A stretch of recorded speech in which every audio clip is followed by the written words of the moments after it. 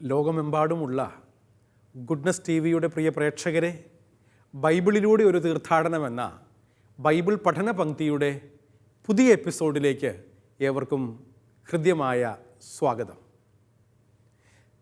കഴിഞ്ഞ കുറേ നാളുകളായി പുതിയ നിയമത്തിലെ 4-ാം സുവിശേഷം എന്നറിയപ്പെടുന്ന യോഹന്നാൻ്റെ സുവിശേഷം 1 മുതലുള്ള അധ്യായങ്ങളുടെ പഠനം നമ്മൾ ആരംഭിച്ച് 14-ാം അധ്യായത്തിലെത്തി നിൽക്കുകയാണ്. 14-ാം അധ്യായത്തിൽ യേശു കർത്താവ് പിതാവിങ്കിലേക്കുള്ള വഴിയാണ് എന്ന് പറയുന്ന അന്ത്യപ്രഭാഷണത്തിൻ്റെ ആദ്യത്തെ 3 വാക്യങ്ങൾ നമ്മൾ പഠനവിധേയമാക്കി അതിൻ്റെ അവസാന ഭാഗത്തേക്ക് നമ്മൾ എത്തിയിരിക്കുന്നു. ഈ പുതിയ എപ്പിസോഡിൽ കർത്താവ് എപ്രകാരമാണ് പിതാവിങ്കിലേക്കുള്ള വഴിയായി തീരുന്നത് എന്നാണ് നമ്മൾ മനസ്സിലാക്കുന്നത്.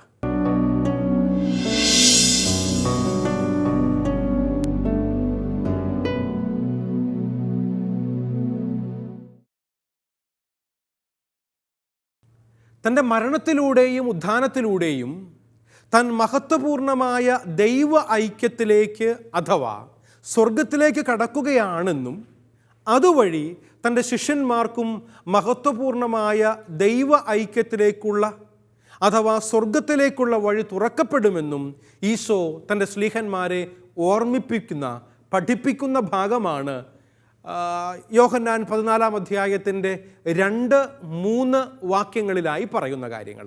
എന്ന് പറഞ്ഞാൽ ഈശോയുടെ മരണത്തിലൂടെയും അവൻ്റെ ഉത്ഥാനത്തിലൂടെയും ഈശോ മഹത്വപൂർണമായ ദൈവ ഐക്യത്തിലേക്ക്, മഹത്വപൂർണമായ ദൈവ ഐക്യം സംഭവിക്കുന്ന എവിടെയാണ്? അത് സ്വർഗത്തിലാണ്, ദൈവപിതാവിൻ്റെ സന്നിധിയിലാണ്. അപ്പോൾ ദൈവപിതാവിൻ്റെ സന്നിധിയിലേക്ക് അവൻ ഉത്ഥാനം ചെയ്ത് സ്വർഗാരോഹണം ചെയ്യുന്നു, സ്വർഗത്തിലേക്ക് ആരോഹണം ചെയ്യുന്നു. അപ്രകാരം സ്വർഗത്തിലേക്ക് കടക്കുകയാണ് എന്നും അതുവഴി എന്താണ് സംഭവിക്കുന്നത്? ശിഷ്യന്മാർക്കും മഹത്വപൂർണമായ ദൈവ ഐക്യത്തിനുള്ള അഥവാ സ്വർഗരാജ്യത്തിലേക്കുള്ള വഴി തുറക്കപ്പെടുമെന്നുമാണ് ഈശോ ഇവിടെ നമ്മളെ ഓർമ്മപ്പെടുത്തുന്ന കാര്യം. ഈശോ സഞ്ചരിച്ച വഴികളിലൂടെ തന്നെ അവൻ തന്നിൽ വിശ്വസിക്കുന്നവരെയും കൊണ്ടുപോകുന്നു എന്നാണ് നമുക്കിവിടെ മനസ്സിലാക്കാൻ പറ്റുന്ന കാര്യം. ഈശോ മരിച്ച് ഉത്ഥാനം ചെയ്ത് സ്വർഗത്തിലേക്ക് ആരോഹണം ചെയ്യപ്പെട്ടതുപോലെ അവനിൽ വിശ്വസിക്കുന്ന ഏവനും നശിച്ചു പോകാതെ മരിച്ചു കഴിഞ്ഞാലും ആത്മാവ് സ്വർഗത്തിലേക്ക് എടുക്കപ്പെടുമെന്നും പാപപങ്കിലമല്ലാത്ത എല്ലാ ആത്മാക്കളും സ്വർഗരാജ്യം സ്വന്തമാക്കുമെന്നുമുള്ളതാണ്. ഇതാണ് ഈശോയുടെ ആഗ്രഹം, അതാണ് അവൻ പഠിപ്പിക്കുന്നത്. ഈ പ്രത്യാശയാണ് വേർപാടിൻ്റെ വേദനയിൽ അവർക്ക് ആശ്വാസം പകരേണ്ടത് എന്ന് സഹോദരങ്ങളെ ഈശോ മനസ്സിലാക്കിക്കൊണ്ടാണ് യോഹന്നാൻ ഇപ്രകാരം തൻ്റെ വാക്യത്തിൽ എഴുതി വച്ചിരിക്കുന്നത്.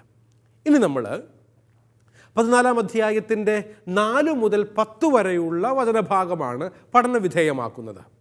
ഇവിടെ ഈശോ തന്നെ വഴിയായി അവതരിപ്പിക്കുകയാണ്. താൻ വഴിയാണ് എന്ന് ശിഷ്യന്മാരോട്, തന്നിൽ വിശ്വസിക്കുന്നവരോട് പറഞ്ഞു കൊടുക്കുന്ന വാക്യങ്ങളാണ് 4 മുതൽ 10 വരെയുള്ള വാക്യങ്ങൾ. ആ വാക്യത്തിൻ്റെ വ്യാഖ്യാനത്തിലേക്ക് പ്രവേശിക്കും മുൻപ് നമുക്കതൊന്ന് വായിച്ചു കേൾക്കാം. ബൈബിള് എല്ലാവരും തുറന്ന് മുമ്പിൽ വെക്കണേ, എൻ്റെ കൂടെ വായിക്കണം കേട്ടോ.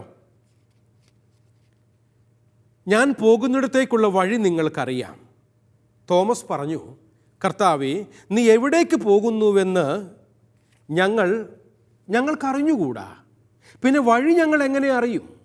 ഈശോ പറഞ്ഞു, ഞാനാകുന്നു വഴിയും സത്യവും ജീവനും. എന്നിലൂടെ അല്ലാതെ ആരും പിതാവിങ്കിലേക്ക് വരുന്നില്ല. നിങ്ങൾ എന്നെ അറിഞ്ഞിരുന്നെങ്കിൽ എൻ്റെ പിതാവിനെയും അറിയുമായിരുന്നു. ഇപ്പോൾ മുതൽ നിങ്ങൾ എന്നെ അറിയുന്നു, അവനെ കാണുകയും ചെയ്തിരിക്കുന്നു. പീലിപ്പോസ് പറഞ്ഞു, കർത്താവേ, പിതാവിനെ ഞങ്ങൾക്ക് കാണിച്ചു തരിക, ഞങ്ങൾക്കത് മതി. യേശു പറഞ്ഞു, ഇക്കാലം അത്രയും ഞാൻ നിങ്ങളോട് കൂടെ ഉണ്ടായിരുന്നിട്ടും പീലിപ്പോസേ, നീ എന്നെ അറിയുന്നില്ലേ? എന്നെ കാണുന്നവൻ പിതാവിനെ കാണുന്നു. പിന്നെ പിതാവിനെ ഞങ്ങൾക്ക് കാണിച്ചു തരിക എന്നു നീ പറയുന്നത് എങ്ങനെ? ഞാൻ പിതാവിലും പിതാവ് എന്നിലുമാണ് എന്ന് നീ വിശ്വസിക്കുന്നില്ലേ?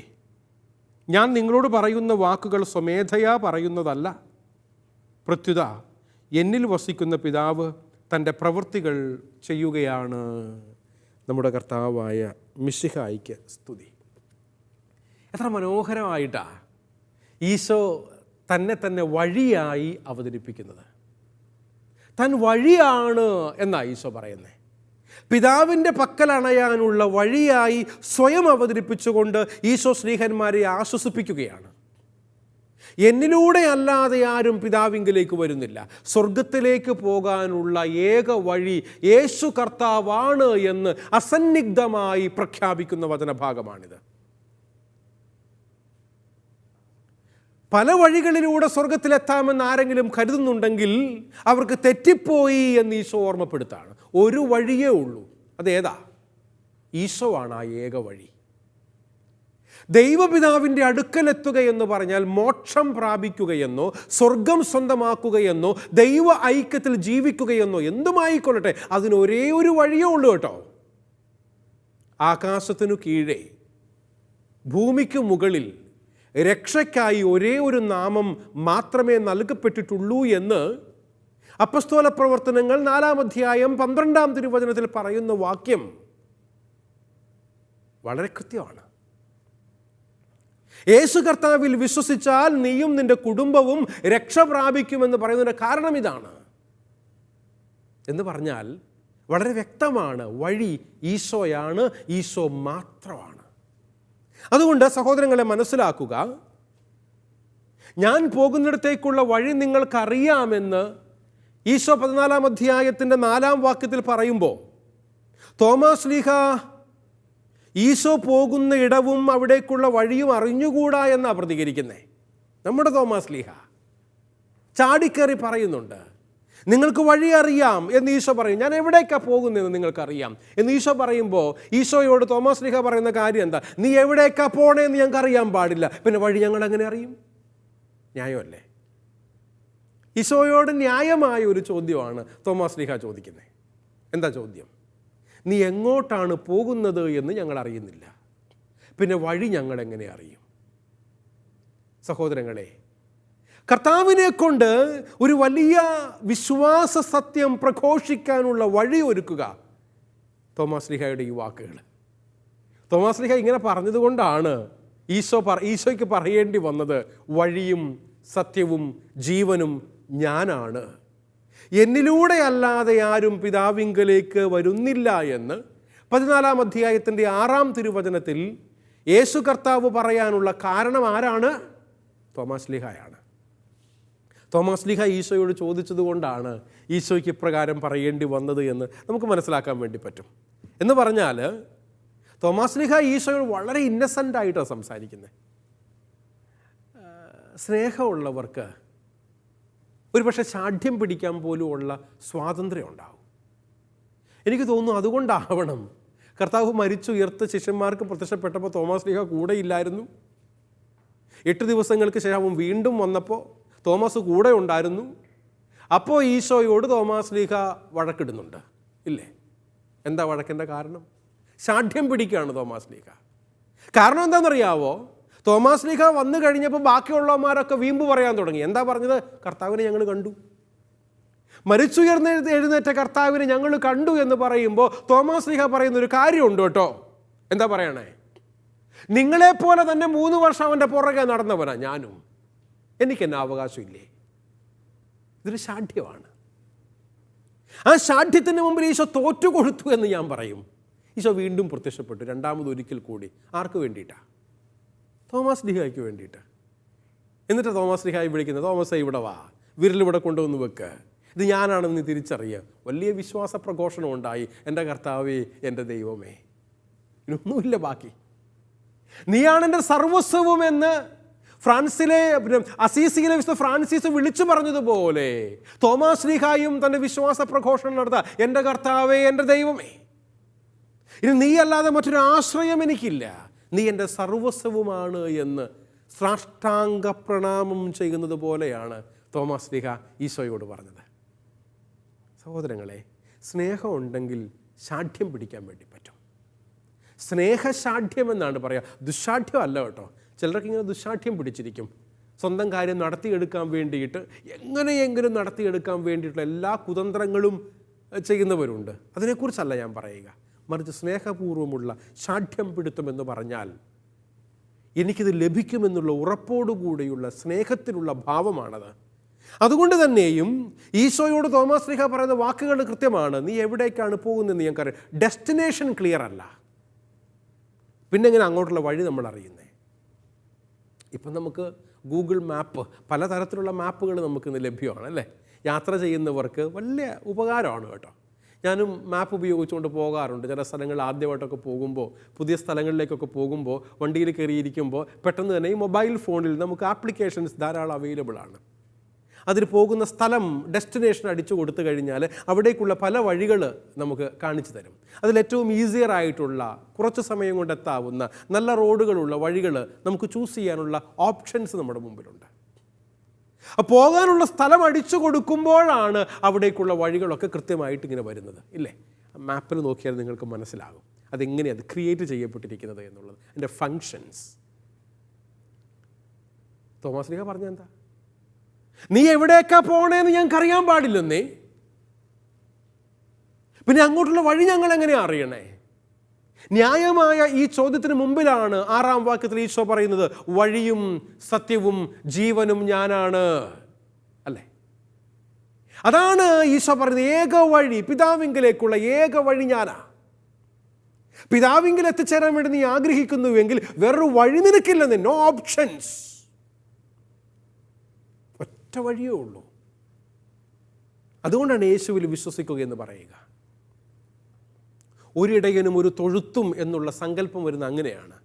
അതുകൊണ്ട് തന്നെയും സഹോദരങ്ങളെ തിരിച്ചറിയുക, ഈശോയിലൂടെ അല്ലാതെ ആർക്കും പിതാവിങ്കലേക്ക് പോകാൻ സാധ്യമല്ല എന്ന് പറയുമ്പോൾ മനസ്സിലാക്കേണ്ട ഒരു കാര്യമുണ്ട് കേട്ടോ.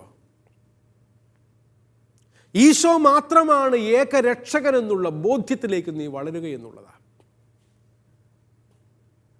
ആ കാര്യത്തിൽ ഒരു കോംപ്രമൈസിനും ഇല്ല. നമ്മൾ പ്രഘോഷിക്കേണ്ട വിശ്വാസം എന്ന് പറയുന്നത് യേശുവാണ് ഏക രക്ഷകൻ എന്നുള്ളതാണ്.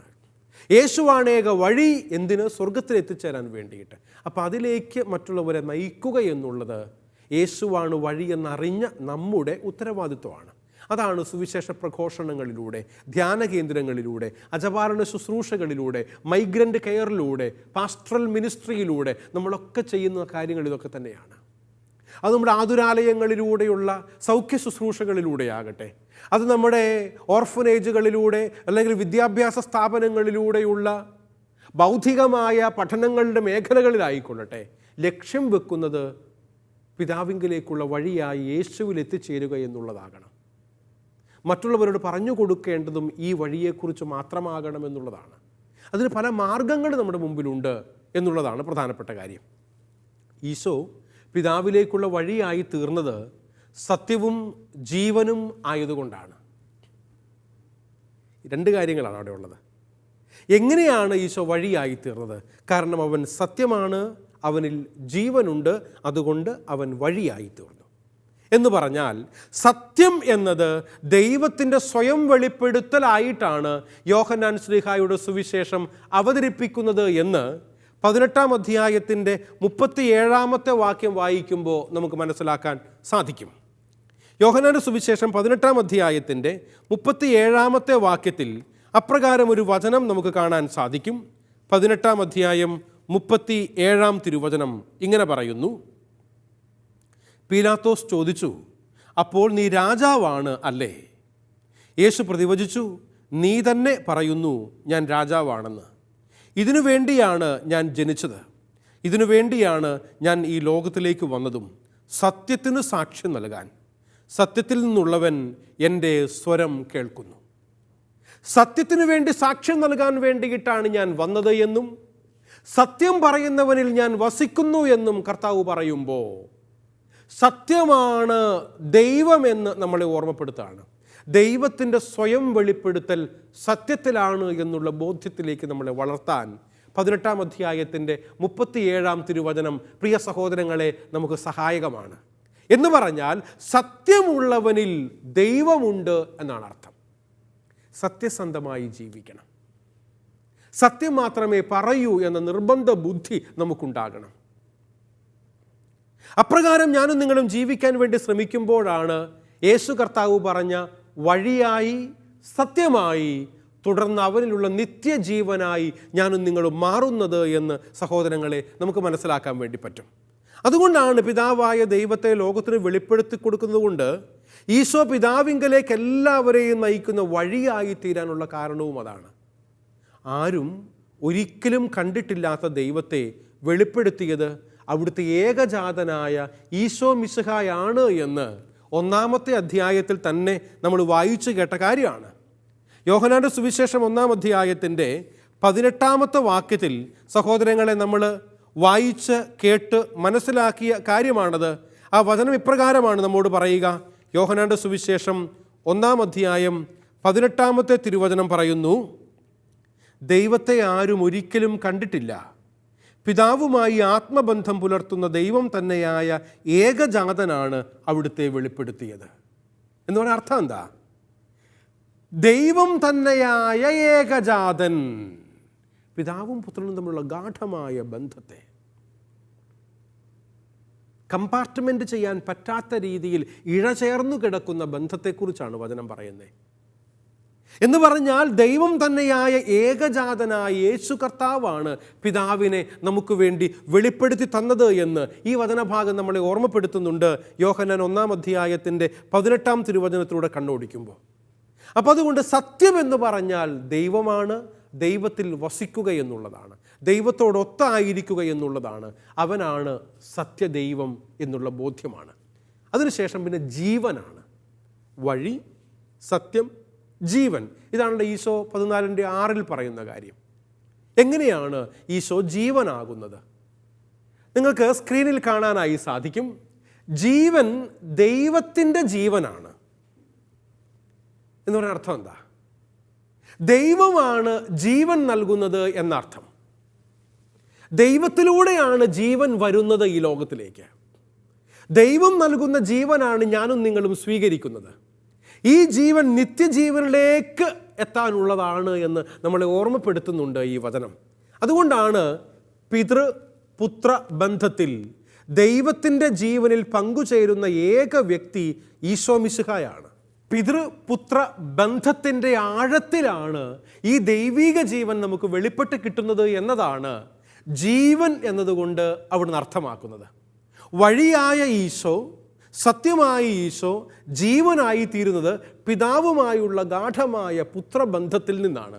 അതുകൊണ്ട് തന്നെയും അവിടുന്ന് ദൈവിക ജീവൻ്റെ ഉറവിടവുമാണ് എന്ന് സഹോദരങ്ങളെ നമുക്ക് മനസ്സിലാക്കാൻ പറ്റും.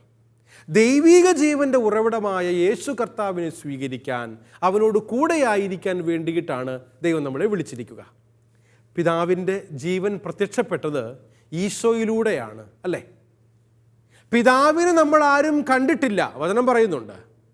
പുത്രനെ കാണുന്നവർ പിതാവിനെ കാണുന്നു. അതുകൊണ്ട് പിതാവിൻ്റെ ജീവൻ വെളിപ്പെട്ടത് പുത്രനായ യേശു കർത്താവിലൂടെയാണ്. വചനം മാംസം ധരിച്ചു, ജീവൻ ഉള്ളതായി തീർന്നു. ജീവൻ വെളിപ്പെട്ടു, ഞങ്ങളത് കണ്ടു, അതിന് സാക്ഷ്യം നൽകുകയും ചെയ്യുന്നു എന്ന യോഹന്നാൻ ശ്ലീഹായുടെ 1-ാം ലേഖനം 1-ാം അധ്യായത്തിൻ്റെ 2-ാമത്തെ വാക്യത്തിൽ നമ്മൾ വായിച്ചു കേൾക്കുന്ന വചനം അങ്ങനെയാണ്: ജീവൻ വെളിപ്പെട്ടു, അത് ഞങ്ങൾ കണ്ടു, അതിന് സാക്ഷ്യം നൽകുകയും ചെയ്യുന്നു. വെളിപ്പെട്ടത് ഈശോയുടെ ജീവനാണ്, അത് പിതാവ് നൽകിയതാണ്. അപ്പോൾ പിതാവ് നമ്മുടെ മുൻപിൽ ജീവനോടെ നിൽക്കുന്നത് പുത്രനിലാണ് എന്നുള്ള തിരിച്ചറിവ്. ഇങ്ങനെയാണ് പരിശുദ്ധ ത്രിത്വത്തിൻ്റെ ഒരു ഫോർമേഷൻ എന്ന് പറയുക. വിഭജിക്കാനാവാത്ത വിധം, വേർപെടുത്താനാകാത്ത വിധം ഗാഠമായി ഇഴചേർന്നിരിക്കുന്ന ബന്ധമാണിത്. നമ്മൾ സാധാരണ വിവാഹ ബന്ധത്തെക്കുറിച്ച് കത്തോലിക്ക തിരുസഭ പഠിപ്പിക്കുന്നതും കാനൻ നിയമങ്ങളും പഠിപ്പിക്കുന്നത് ഇൻഡിസൊലബിൾ യൂണിയൻ എന്നാണ്. എന്ന് പറഞ്ഞാൽ രണ്ടാക്കി മാറ്റാൻ സാധിക്കാത്ത വിധം ഐക്യപ്പെടുന്നു രണ്ട് വ്യക്തികൾ. ഇൻഡിസൊലബിൾ, നമുക്ക് വേർതിരിച്ച് മാറ്റി നിർത്താൻ സാധിക്കാത്ത വിധം വിളക്കി ചേർക്കുന്ന ബന്ധം. ദൈവപിതാവും പുത്രനും അതുപോലെ പരിശുദ്ധാത്മാവും തമ്മിലുള്ള ബന്ധത്തെക്കുറിച്ചാണ് ഇവിടെ യേശുനാഥൻ വെളിപ്പെടുത്തുന്നത്. അതുകൊണ്ട് തന്നെയും അവനിൽ ജീവൻ ഉണ്ടായിരുന്നു എന്നും ആ ജീവൻ മനുഷ്യരുടെ വെളിച്ചമായിരുന്നു എന്നും ആ വെളിച്ചം ഇരുളിൽ പ്രകാശമായിരുന്നു എന്നും യോഹന്നാൻ 1-ാം അധ്യായത്തിൻ്റെ 4-5 വാക്യങ്ങളിലൂടെ നമ്മോട് പറയുമ്പോൾ വചനം വ്യക്തമാണ്. അവനിൽ ജീവൻ ഉണ്ടായിരുന്നു. ആരിലാണ്? യേശുവിൽ ജീവൻ ഉണ്ടായിരുന്നു. കാരണം അവൻ ദൈവത്തിൻ്റെ പുത്രനാണ്, ദൈവപിതാവ് ജീവനോടെയാണ് അവന് ലോകത്തിലേക്ക് അയച്ചത്. അതുകൊണ്ട് തന്നെയും ഈ ദൈവീക ജീവൻ സ്വന്തമാക്കാൻ വേണ്ടിയിട്ടുള്ള വിളിയാണ് അവൻ നമുക്ക് നൽകുന്നത്. ഈ ഒരു ഇൻവിറ്റേഷനാണ് ഈശോ തരുന്നത്. തോമാസ് ലീഹ ചോദിച്ചതിലൂടെ നീ എങ്ങോട്ട് പോകുന്നെന്ന് അറിയാൻ പാടില്ല, പിന്നെ ഞങ്ങൾ എങ്ങനെ വഴി അറിയും? അപ്പോൾ ഈശോ പറയാണ്, വഴിയും സത്യവും ജീവനും ഞാനാണ്. വഴി അവനാണ്, സത്യം അവനാണ്, അവനാണ് ജീവൻ, അവനാണ് ജീവൻ നൽകുന്നത്. പ്രിയപ്പെട്ടവരെ, ഈ ദൈവീക ജീവൻ തന്നിൽ വിശ്വസിക്കുന്നവർക്ക് പങ്കുവെച്ച് നൽകാനാണ് അവിടുന്ന് വന്നത്. 2 സ്ഥലത്ത് നമ്മൾ ഇപ്രകാരം വചനം കാണുന്നുണ്ട്. 3-ാം അധ്യായത്തിൻ്റെ 36-ാമത്തെ വാക്യത്തിൽ അപ്രകാരം ഒരു വചനം നമ്മൾ വായിക്കുന്നുണ്ട്. യോഹന്നാൻ്റെ സുവിശേഷത്തിൽ തന്നെ 3-ാം അധ്യായത്തിൻ്റെ 36-ാമത്തെ വാക്യമാണ് ഇപ്രകാരം നമ്മളെ ഓർമ്മപ്പെടുത്തിക്കൊണ്ട് പറയുന്നത്. വചനം ഇങ്ങനെയാണ്: പുത്രനിൽ വസിക്കുന്നവന് നിത്യജീവൻ ലഭിക്കുന്നു, എന്നാൽ പുത്രനെ അനുസരിക്കാത്തവൻ ജീവൻ ദർശിക്കുകയില്ല, ദൈവക്രോധം അവൻ്റെ മേൽ ഉണ്ടായിരിക്കും. പുത്രനിൽ വിശ്വസിക്കുന്നവന് നിത്യജീവൻ ഉണ്ട് എന്നാണ് 3-ാം അധ്യായത്തിൻ്റെ 36-ാം വചനം പറയുന്നത് എങ്കിൽ 10-ാം അധ്യായത്തിൻ്റെ 10-ാമത്തെ വാക്യത്തിലേക്ക് വരുമ്പോൾ സഹോദരങ്ങളെ നമ്മൾ മനസ്സിലാക്കുന്ന വചനം എന്ന് പറയുന്നത്, വചനം ഇങ്ങനെ പറയുന്നു, 10-10, മോഷ്ടിക്കാനും കൊല്ലാനും നശിപ്പിക്കാനുമാണ് കള്ളൻ വരുന്നത്, ഞാൻ വന്നിരിക്കുന്നത് അവർക്ക് ജീവൻ ഉണ്ടാകാനും അത് സമൃദ്ധമായി ഉണ്ടാകാനുമാണ്. കണ്ടോ, അവർക്ക് ജീവൻ ഉണ്ടാകാനും അത് സമൃദ്ധമായും ഉണ്ടാകാനുമാണ് ഞാൻ വന്നത് എന്ന് യേശു കർത്താവ് അസന്നിഗ്ധമായി പറയുകയാണ്, പ്രഖ്യാപനം ചെയ്യുകയാണ്. എന്ന് പറഞ്ഞാൽ ഈ ദൈവിക ജീവൻ തന്നിൽ വിശ്വസിക്കുന്നവർക്ക് പങ്കുവെച്ച് നൽകാനാണ് അവിടുന്ന് വന്നത് എന്നും, അങ്ങനെ പിതാവിനെ വെളിപ്പെടുത്തുന്നവൻ എന്ന നിലയിലും പിതാവിൻ്റെ ജീവനിൽ പങ്കുചേർന്ന് അതിൽ നമ്മെയും പങ്കുചേർക്കുന്നവൻ എന്ന നിലയിലും ഈശോ പിതാവിലേക്കുള്ള ഏക മാർഗമായി തീർന്നിരിക്കുന്നു. ഇതാണ് നമ്മുടെ ലോജിക്ക് എന്ന് പറയുന്നത്. കർത്താവ് പിതാവിൻ്റെ ജീവനിൽ പങ്കുചേരുന്നു, ഞാനും നിങ്ങളുമൊക്കെ ഈ ദൈവിക ജീവനിൽ പങ്കുചേരേണ്ടത് യേശു കർത്താവിലൂടെയാണ് എന്ന് അവൻ നമ്മളെ ഓർമ്മപ്പെടുത്താണ്. അപ്പോൾ ഇപ്രകാരം ദൈവിക ജീവനിൽ പങ്കുപറ്റുന്ന മനുഷ്യരാകുക എന്നുള്ളതാണ് സഹോദരങ്ങളെ നമ്മളെക്കുറിച്ചുള്ള ദൈവഹിതം എന്ന് മനസ്സിലാക്കാൻ നമുക്ക് സാധിക്കും. ഈശോ പറഞ്ഞത് വഴിയാണ് ഞാൻ എന്നതാണ്. വഴി അഥവാ മറ്റൊരു വാക്ക് നമ്മൾ സാധാരണ ഉപയോഗിക്കാറുള്ളത് മാർഗം എന്നതാണ്, അല്ലേ? മാർഗം, വഴിക്കുള്ള മറ്റൊരു നാനാർത്ഥം ഒരു വാക്കാണ് മാർഗം. ഈ മാർഗം എന്നത് പിന്നീട് സഭയുടെ ഒരു സംജ്ഞ തന്നെയായി തീർന്നിട്ടുണ്ട്, സഭയുടെ തന്നെ ഒരു വാക്കായി മാറിയിട്ടുണ്ട്. അതുകൊണ്ടാണ് മിശിഹാ മാർഗം സ്വീകരിച്ചവർ എന്ന് സഭാംഗങ്ങളെ ആദിമസഭ വിശേഷിപ്പിച്ചിരുന്നതായി അപ്പസ്തോല പ്രവർത്തനങ്ങളിൽ 9-ാം അധ്യായത്തിൻ്റെ 2-ാം തിരുവചനത്തിൽ ഒരു വചനം നമ്മൾ വായിക്കുന്നുണ്ട്. അപ്പസ്തോല പ്രവർത്തനങ്ങൾ 9-ാം അധ്യായം 2-ാമത്തെ വാക്യത്തിൽ വചനം ഇപ്രകാരം നമ്മളെ ഓർമ്മപ്പെടുത്തിക്കൊണ്ട് പറയുന്നുണ്ട്. ഞാൻ ആ വചനം നിങ്ങളൊന്ന് വായിച്ചു കേൾപ്പിക്കാം. ഈശോ മാർഗമാണ് എന്ന് പറയുന്ന വാക്യമാണത്. മാർഗം സ്വീകരിച്ച സ്ത്രീ പുരുഷന്മാരിൽ ആരെ കണ്ടാലും അവരെ ബന്ധനസ്ഥരാക്കി ജെറുസലേമിലേക്ക് കൊണ്ടുവരാൻ ദമാസ്കസിലെ സിനഗോഗുകളിലേക്കുള്ള കത്തുകളിൽ ആവശ്യപ്പെട്ടു. മാർഗം സ്വീകരിച്ച സ്ത്രീ പുരുഷന്മാർ എന്ന് പറഞ്ഞാൽ ആദിമ ക്രൈസ്തവ സമൂഹത്തിലേക്ക് ചേർന്നവർ. നമ്മൾ സാധാരണ പറയാറില്ല മാർഗം കൂടിയവർ, കേട്ടിട്ടില്ലേ നിങ്ങൾ? മാർഗം കൂടുക എന്ന് പറഞ്ഞാൽ സഭാംഗമായി തീർന്നവർ. മാർഗം, വഴി യേശുവാണ്. യേശുവിൽ ചേർന്നവൻ എന്നാണ് മാർഗം കൂടിയവൻ എന്ന് പറഞ്ഞാൽ അർത്ഥം. ഒട്ടും ചെറുതല്ലാത്ത, ഒട്ടും മോശമല്ലാത്ത ഒരു നല്ല വാക്കാകട്ടോ ഇത്. മാർഗം കൂടിയവരെ കുറിച്ച് പറയുമ്പോൾ ചിലപ്പോഴെങ്കിലുമൊക്കെ നമ്മുടെ മനസ്സിലേക്ക് വരുന്ന ഭാവത്തേക്കാൾ ഉപരിയായ മനോഹരമായ മഹത്തരമായ ഒരർത്ഥമാണ് നൽകുന്നത്. മാർഗം കൂടുക എന്ന് പറഞ്ഞാൽ ദൈവത്തോട്, യേശുവിനോട് ചേർന്നിരിക്കുക എന്നാണ് അർത്ഥം. കാരണം വഴി അഥവാ മാർഗം എന്ന വാക്കുണ്ടായത് ഇപ്രകാരം യേശുവിൽ വസിക്കുന്ന ക്രൈസ്തവ കത്തോലിക്ക സഭയിൽ അംഗമായി തീരുക എന്ന അർത്ഥത്തോടു കൂടിയാണ്. മിശിഹാ മാർഗം സ്വീകരിച്ചവരെന്നാണ് അവിടെ അർത്ഥമാക്കുന്നത് എന്ന് പറഞ്ഞല്ലോ. ഭാരതത്തിലും മാർത്തോമാ ക്രിസ്ത്യാനികൾ തോമായുടെ മാർഗം അവരുടെ ക്രിസ്തീയ ജീവിതത്തിൻ്റെ പ്രത്യേകതയായി കണ്ടിരുന്നു. മാർത്തോമാ ക്രിസ്ത്യാനികളെ, നസ്രാണികളെ ക്രിസ്തു മാർഗം സ്വീകരിച്ചവർ, മാർത്തോമ മാർഗം സ്വീകരിച്ചവർ എന്ന് പറയാറുണ്ട്. മാർത്തോമായുടെ മാർഗം സ്വീകരിച്ചവർ. മാർത്തോമായുടെ മാർഗം എന്താണ്? തോമാസ് ലിഹായെ ചോദിച്ചേ, വഴി അറിയാൻ പാടില്ല, ഞങ്ങൾ എങ്ങനെ വരുമെന്ന് ചോദിച്ചത്. അവരോടാണ് ഈശോ പറഞ്ഞത്, ഞാനാണ് വഴിയും സത്യവും ജീവനും. ഈ തോമാസ് ലിഹായുടെ പുറകെ പോകുന്നവർ എവിടെയെത്തും? തോമാസ് ലിഹായുടെ ഗുരുവായി ഈശോയിലെത്തും, ഈശോയിലൂടെ പിതാവിങ്കിലേക്കെത്തും. അത് സ്വർഗരാജ്യ അനുഭവമാണ് എന്നുള്ള ലോജിക്ക് തിരിച്ചറിയേണ്ടതുണ്ട്. അതുകൊണ്ട് തന്നെയും മിശിഹായുടെ തുടർച്ചയായ സഭയിലൂടെയാണ് ഇന്ന് പിതാവിലേക്കുള്ള വഴി തെളിക്കപ്പെടുന്നത് എന്ന് ഇത് നമ്മളെ ഓർമ്മപ്പെടുത്തുന്നുണ്ട്. അപ്പോൾ യേശു കർത്താവിലൂടെ പിതാവിങ്കലേക്ക് നമ്മെ നയിക്കാൻ ഭാരതത്തിൽ വന്ന തോമാസ് ലീഹായുടെ മാർഗത്തിലൂടെ ഞാനും നിങ്ങളും പോകേണ്ടിയിരിക്കുന്നു. അതുകൊണ്ട് തന്നെയാണ് കർത്താവേ ഞങ്ങൾക്ക് പിതാവിനെ കാണിച്ചു തരിക എന്ന് ഫിലിപ്പോസ് ഈശോയോട് പറഞ്ഞപ്പോൾ, എന്നെ കാണുന്നവൻ പിതാവിനെ കാണുന്നു എന്ന മറുപടി ഈശോ നൽകുന്നതിൻ്റെ കാരണം അതാണ്. 8-9 വാക്യങ്ങളാകട്ടോ, യോഹന്നാൻ്റെ 14-ാം അധ്യായത്തിലെ 8-9 വാക്യം. എന്നെ കാണുന്നവൻ പിതാവിനെ കാണുന്നു എന്ന് പറഞ്ഞാൽ പിതാവും പുത്രനും ഒന്നാണ് എന്നർത്ഥം. സഹോദരങ്ങളെ, ഈ പിതൃപുത്ര ബന്ധത്തിൽ ഞാനും നിങ്ങളും ദൈവീക ജീവൻ സ്വന്തമാക്കാൻ അവൻ്റെ വഴിയെ നടക്കുന്നവരാകണം, മാർഗം ചേർന്നവരാകണമെന്ന് നമ്മെ ഓർമ്മപ്പെടുത്തുകയാണ് ഈ വചനഭാഗം. ഇതിൻ്റെ തുടർവ്യാഖ്യാനം അടുത്ത എപ്പിസോഡുകളിൽ നമുക്ക് കേൾക്കാം. വീണ്ടും കാണും വരെയും ദൈവത്തിൻ്റെ അനുഗ്രഹം ഏവരോടും കൂടി ഉണ്ടാകട്ടെ എന്ന് പ്രാർത്ഥിക്കുന്നു, ആശംസിക്കുന്നു.